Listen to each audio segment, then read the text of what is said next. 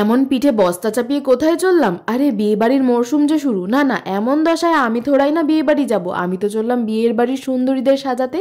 আজ ছিল আমার ওয়েডিং গেস্ট মেকআপ ক্লায়েন্টের বুকিং। কাজের আগে এতজনকে একসাথে করতে পারবো কিনা সেই ভেবেই হিমশিম খাচ্ছিলাম, তবে একে একে ধীরে ধীরে সবারটাই হয়ে গেল। তোমরা জানিও লুকগুলো কেমন লাগছে, আর আমার ফেসবুক পেজে এগুলো পোস্ট করে দেবো।